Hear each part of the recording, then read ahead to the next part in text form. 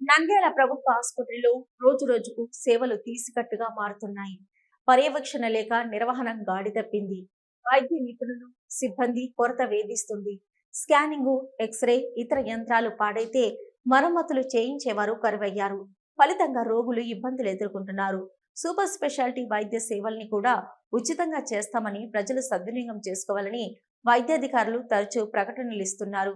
దీంతో జిల్లాలోని వివిధ ప్రాంతాల నుంచి నిత్యం వేలాది మంది వ్యయ ప్రయాసాల కోర్చి ఆసుపత్రికి వస్తున్నారు. అక్కడ అత్యవసరమైన స్కానింగ్ సేవలు అందుబాటులో లేకపోవడం శాపంగా మారింది. పేద రోగులు, గర్భిణీలు ప్రైవేట్ ఆసుపత్రులు, డయాగ్నోస్టిక్ కేంద్రాలకు వెళ్లి స్కానింగ్ చేయించుకోవాల్సిన దుస్థితి నెలకొంది. ప్రభుత్వ ఆసుపత్రిలో గత 3 ఏళ్లుగా రేడియాలజిస్టు పోస్టు ఖాళీగా ఉంది. దీంతో అల్ట్రాసౌండ్ స్కానింగ్ యంత్రాలు ఉన్నప్పటికీ రోగులకు ఉపయోగం లేకుండా పోయింది.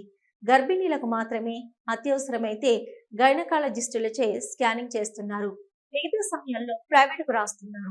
కడుపు నొప్పి, ఆయాసం, గర్భాశయం, ఇతర శరీర భాగాల్లో గడ్డలతో వచ్చే రోగులకు అల్ట్రాసౌండ్ స్కానింగ్ చేయాల్సి ఉంది. ఇదివరకు అల్ట్రాసౌండ్ స్కానింగ్ లేకున్నప్పటికీ సిటీ స్కానింగ్ చేసేవారు. వారం రోజుల నుంచి సిటీ స్కానింగ్ యంత్రం కూడా పాడైంది. దీనికి మరమ్మతులు చేయించకుండా అధికారులు కాలయాపన చేస్తున్నారు. దీంతో స్కానింగ్ సేవలు పూర్తిగా నిలిచిపోయాయి. ఎంఆర్ఐ సేవలు అందుబాటులో ఉన్న ఆసుపత్రిలో చేరిన వారికి మాత్రమే చేస్తున్నారు.